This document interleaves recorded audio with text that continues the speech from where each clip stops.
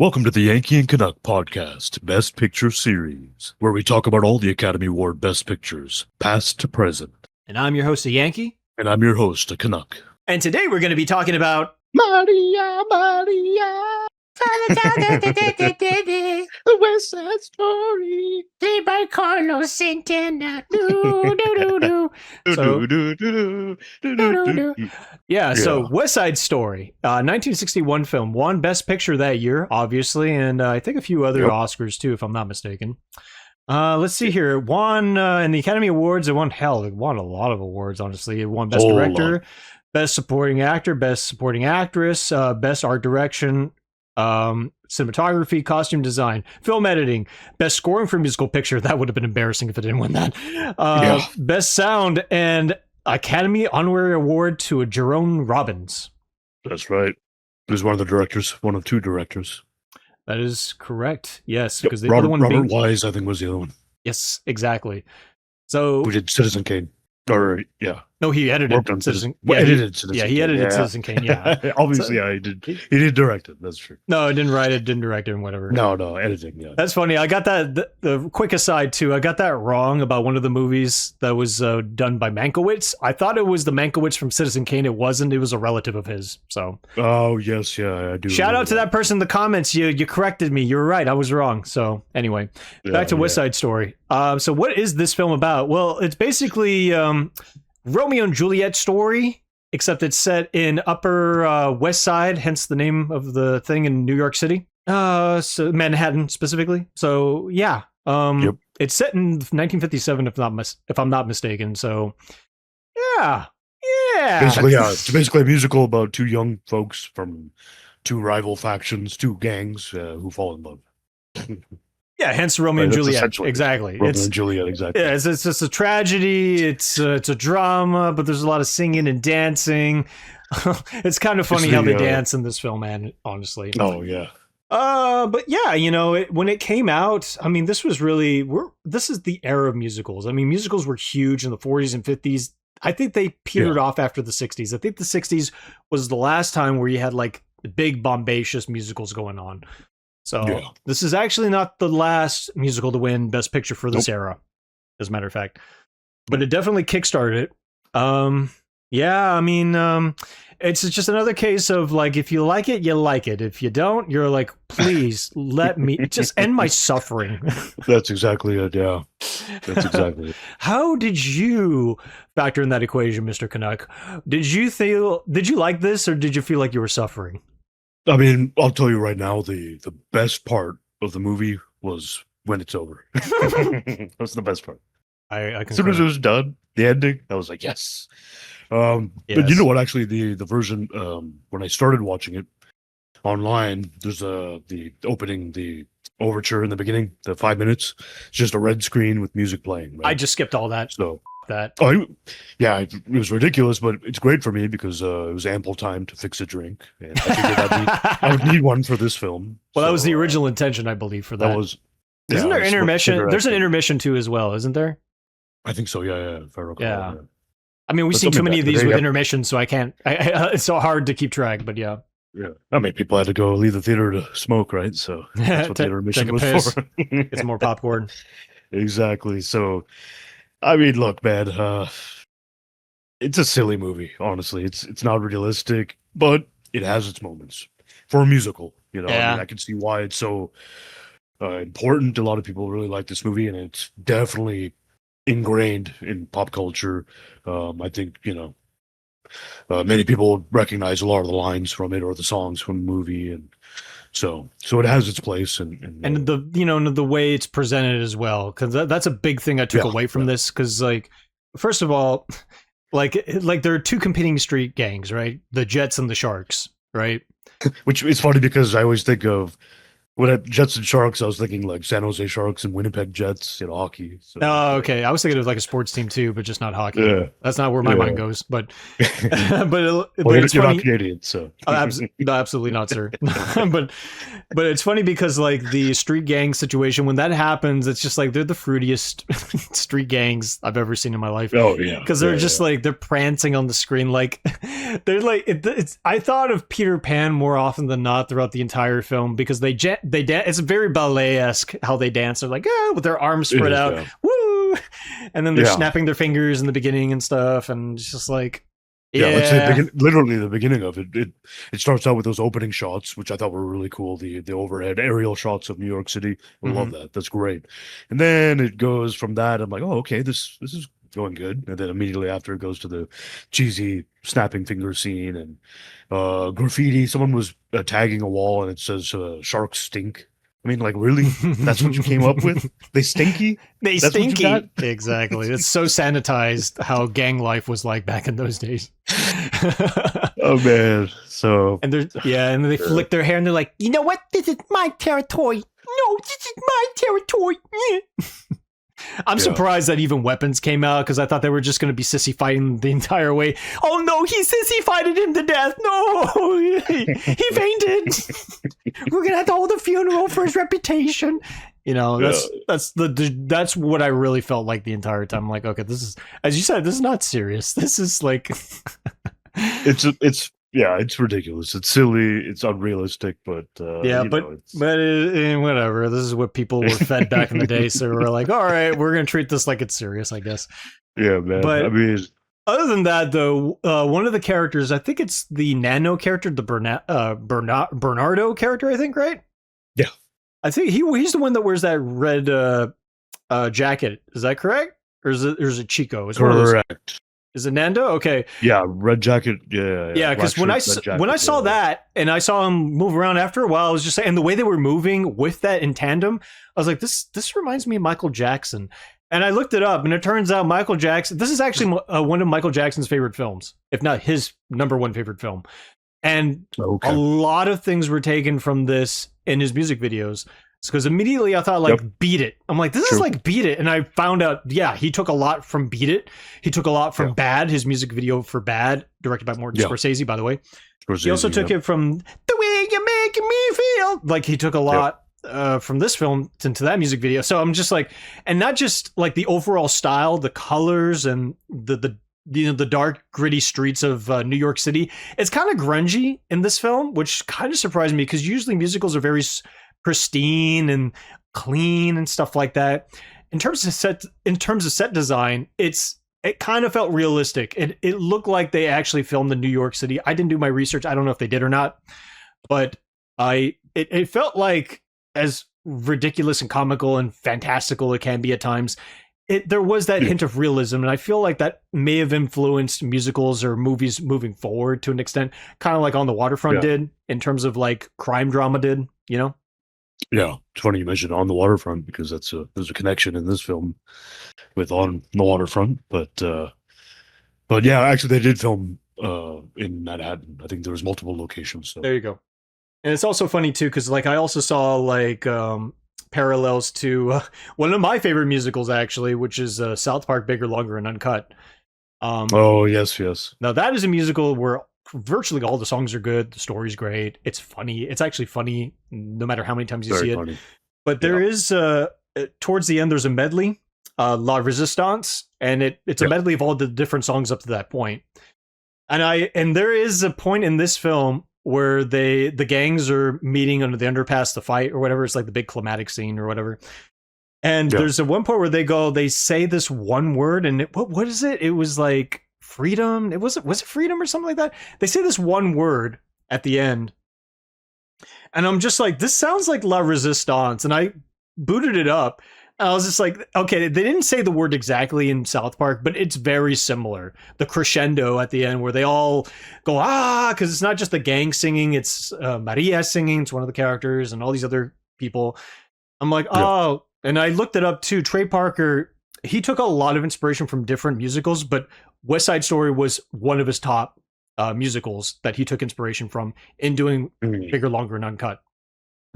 And I definitely saw that over the course of watching this film. So yeah, so as fruity and ridiculous as this movie is, I could see its place in society. I could see a lot of the influence in the many of the things I do like or have seen growing up. So yeah, you can't really knock its influence overall. You really can't. Yeah. Yeah, I mean, there's a lot of things in it I thought that were pretty good. So Leonard Bernstein did the score. He's the one who did On the Waterfront. Oh, okay. And so the score in this is pretty solid. The dancing at times is quite impressive, I have to say. Like it can be. The choreography in the film, clearly, no surprise there, right?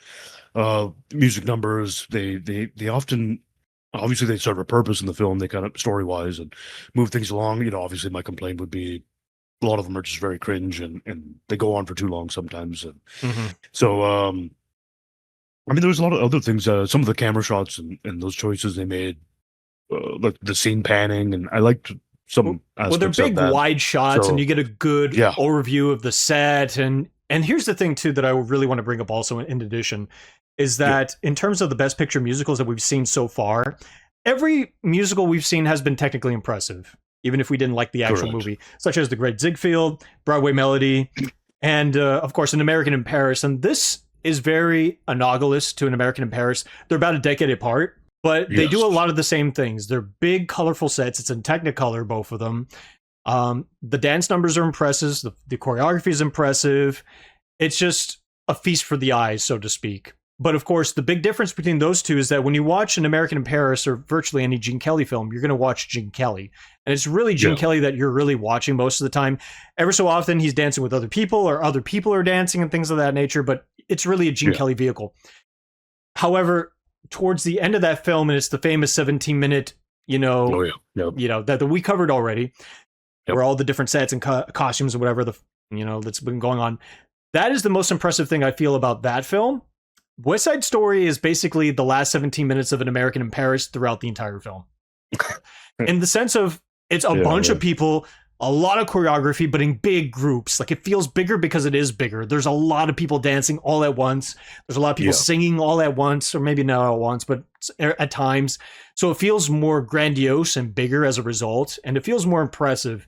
However, the songs suck. I don't like the music. So I think if you were to ask me, all right, sing a West Side Story or else I'm going to pull the trigger. The music, you mean lyrically or the music that composed? Both. I can't recall a single note. I can't recall a single lyric. If you were to tell me like, I'm going to pull the trigger unless you can recite West Side Story, I'd be like, do it. I can't. I don't remember the music. I'm sorry. It's very forgettable. There's nothing earworming about anything in this film. Like, I know the general gist of what goes on, but that's it. I mean, and it's not because I dozed off. It's not because I was on my phone most of the time. No, I paid attention. And he was wasted. I was wasted. That's exactly what, that's my excuse. I was wasted. No, but funnily enough too, because not only did I watch this, I watched the remake by Steven Spielberg that came out in 2021. Yeah. So I'm not going to watch that now after watching this. I don't recommend it either. It's hardly any different. The only difference between that remake and this film, it's a little more realistic. Like instead of prancing like Peter Pan, it's just like they, like in the opening scene, they're actually walking up to the camera and stuff. They're not dancing up to the camera and stuff, shaking their hips like Shakira. They're just like, they're treating it like an actual like thing that's happening in the film.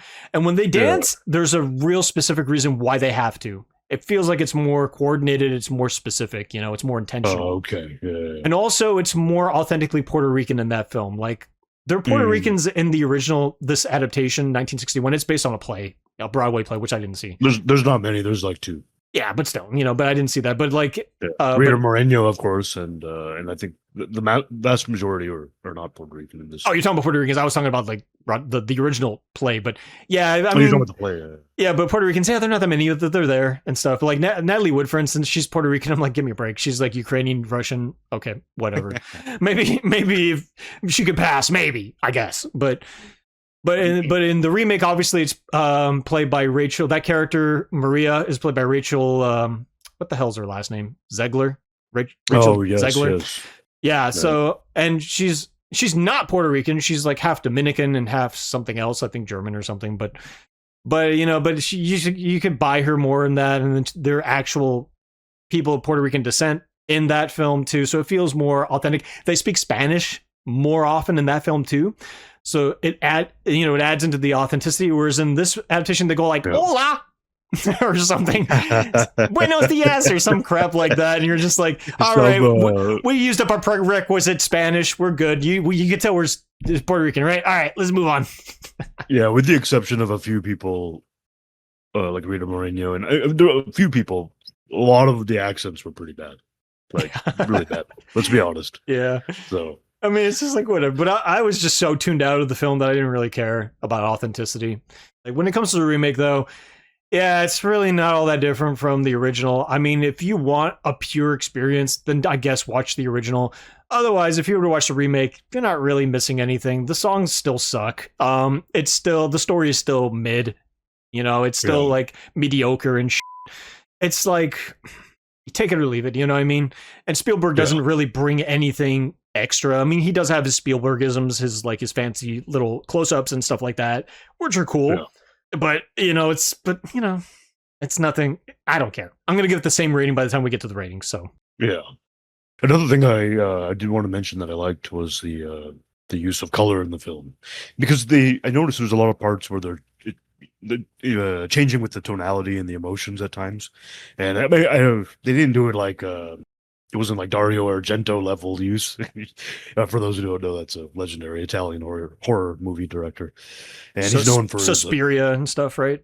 Exactly, yeah. So known for his style and masterclass of color usage, and I digress. But this movie, though, does a good job with the use of colors, and I appreciate that. The only thing is there was one part that I'm trying to think of that one scene where she's spinning and the screen kind of trips out, right? Man, that irritated my eyes. I was like, okay, I've had enough of this. Oh yeah, when we were watching, it spins into the next scene in the that's in the beginning or whatever. It's like in the beginning of the film. Yeah, no, I was watching it with my girlfriend, and she was just like, I can't watch this. This is epileptic. This is like with the strobing lights. I was like, yeah, I don't blame you. This is hurting my eyes too. So yeah, I was like, okay, please don't do this anymore. Exactly. Stop. And she's still spinning, and then it goes to the other scene where they're all dancing in the gym. And I was like, I hope there's no more of this later in the film. There isn't, fortunately. But so yeah, I mean, there are good things as we mentioned and stuff. But I mean, at the end of the day, I thought it's too long as well. It drags on. I think it's dated. Does it hold up? I don't know. I don't think not particularly, but in my opinion, but for its time, I can see why, like we said, we can see why people really enjoyed it. And it's super ingrained in pop culture. So, I mean, we get that. And we get it, but we don't. But other than that, we're not going to give it its due. No. I mean, we'll give it its due in the sense of like, yeah, it's an important piece of pop culture history, whatever the But other than that, nah. But I watch this again? Absolutely not. No, this... I would definitely would not watch it again. Hell no. Mm-mm. But all in all, I mean, it does have some messaging that was pertinent, especially for the times. And but yeah, I'm not a fan of this movie. No way I would watch this again. I'm not watching the Spielberg one. Even though I'm a fan of Spielberg, generally I like most of his movies. I almost have seen every single one of his films by this point. The only ones I have not seen the last 10 years, I've missed a few. Oh, yeah, you definitely missed a few. But the only ones I haven't seen personally to date is Sugarland Express and the BFG, which is a children's film. So, which I might watch just for the sake of completionist. But yeah, no. I like Jaws. Yeah, Jaws is good. Jaws. I like Indiana Jones. I like Jurassic Park. Indiana Jones, Jurassic Park. Yeah, E.T. E.T. was good for the day. I haven't seen E.T. in a while, but E.T. was great back in the day. Schindler's List. I mean, his movies were phenomenal. Absolutely, but this is not about Spielberg. It's about West Side Story. So back to this piece of shit. Back to this one. But yeah, the colors are pretty. The costumes are pretty. I like how colorful it was at times. That's the thing about the Spielberg version too. It's like the whole thing is a muted color palette. Ever so often there is color that seeps in through, but for some reason everything's like a drab, kind of like this disgusting green, grayish overlay on the film, whereas in this one it's nice and bright, which maybe can be too much at times because it feels inauthentic in a way. It doesn't feel like authentic New York, when they do it lightweight. But at the same time, it's like, it's pretty to see, so I can't really complain too hard. I mean, it's definitely not New York, because if you noticed every scene that they have outside, there's hardly anyone else. Like, I've never seen New York so desolate and empty. So barren. These two gangs are the only people who live in the borough. I mean, what? Yeah, these basic ass white guys and these Puerto Ricans. Yeah, that's it. 20 people live in this whole borough. Singing and dancing. So, yeah. Oh yeah, and there's a cop or whatever comes in once in a while. Oh yeah, Officer Krupke or something like that. Yeah, Krupke. That's a character from The Big Bang Theory. Hey, is it? Is he an officer? He talks like Elmer Fudd, and he talks like this. He's got a lisp. Oh, okay. But anyway, yeah, you know.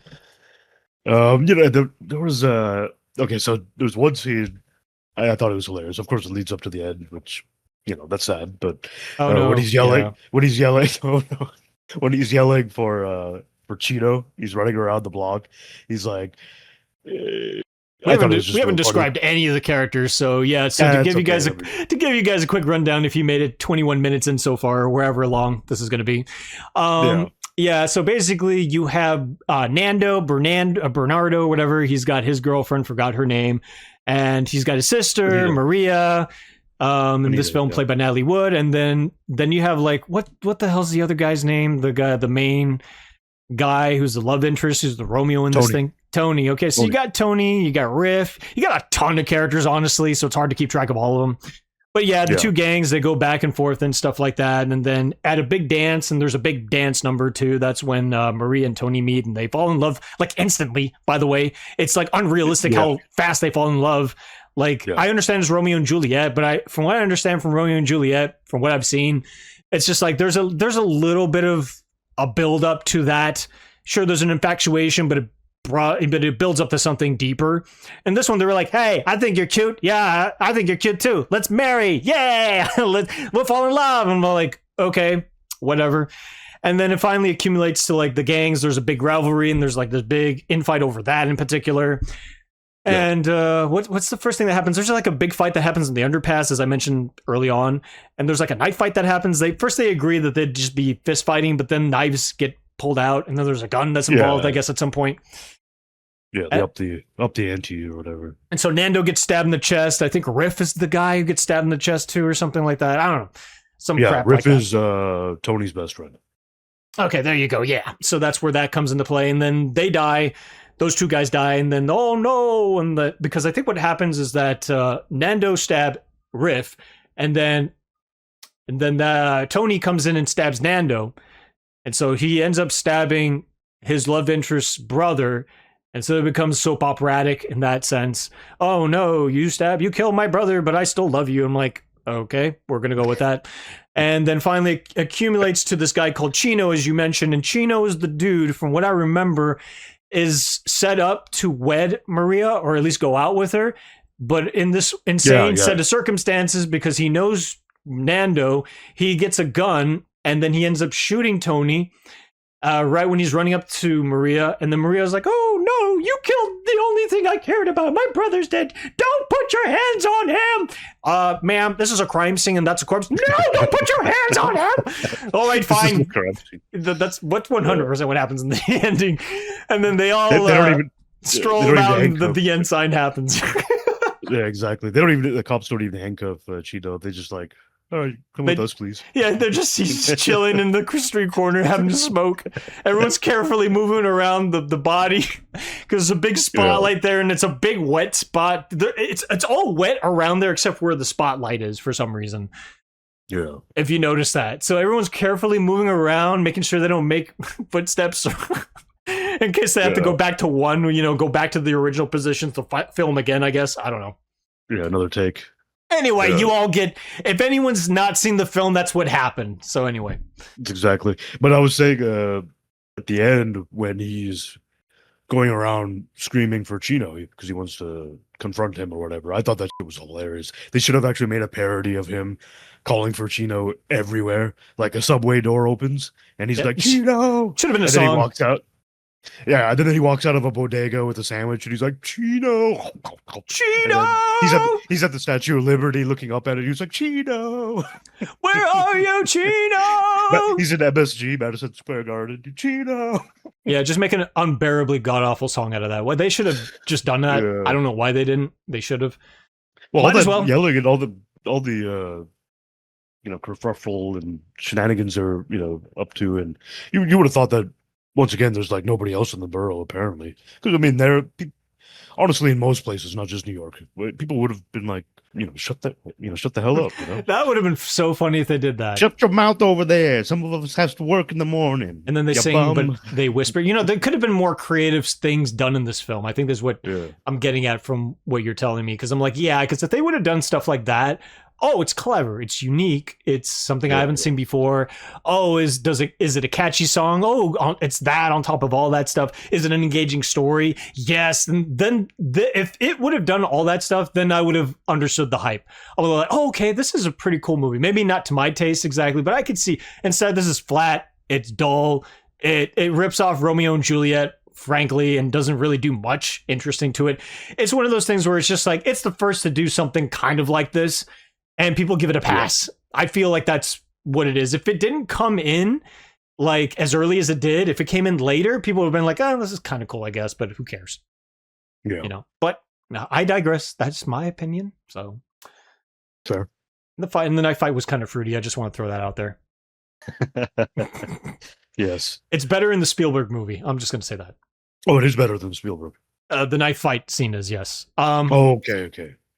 Yeah, or at least the lead up to it. Because there's a whole scene where they have to get the knife and whatever, and the two main guys. Baby Driver plays Tony in that one. The guy who played from the Baby Driver movie. The main guy from that. Yeah, he plays Tony. I know you're talking about, yeah. But yeah, they have a little chase for the knife and whatever. It's kind of cool. But yeah. All right, guys. So that's West Side Story, I guess. Ultimately. Yeah, I give this one maybe a 6 out of 10. It's watchable to an extent, maybe, but no. After that, I don't ever want to watch this movie again. Yeah, I mean, that's what I was going to say. 6 out of 10. I think giving it anything lower wouldn't be fair because there is some stuff in it that's good, and we covered that. And definitely would never watch this again. Overrated, yes. Very overrated, yeah. It's not terrible or anything. It's not my cup of tea. Some people like it. And I put this in the middle. And of the films that we've seen so far, this is pretty much in the middle. It's I don't maybe in terms of musicals, I would say it's one of the better. Maybe one of the better musicals of the several we've covered. Well, that's because a lot of the musicals we've seen so far, I put them at the very bottom. This is the first one I'm like, I'll put you in the middle. Yeah. Whatever. Yeah. I'll give you some due. Maria. All right, guys. So that's enough of that. You're not going to hear us sing that really badly anymore. So we're going to end this right here. Thank you for tuning in. No. Next week's episode, you're going to hear me go, Maria. I'll slap you, sir. I'll swim right to Canada and slap you. Slap the Canadian out of you. Swim? You mean fly? No, you're an eagle. I'm determined. Well, yeah. But I've had a little surgery in this wing, and it's not so safe to fly around in the United States these days. So. Oh man. But anyway, that's West Side Story, guys. Stay tuned for the next one next week. I haven't looked it up. I don't know what we're watching. Is it another musical? I don't know. I'm not sure what it is. I forgot. So I know we have one or two more musicals in the 60s, but one of them being super famous. But yeah, I mean, thanks for tuning in. Don't forget to like, comment, subscribe. If you've seen this movie, tell us what you think about it. I know some of you guys like this movie. Tell us why you like it. And tell us why you're wrong. See ya. See you.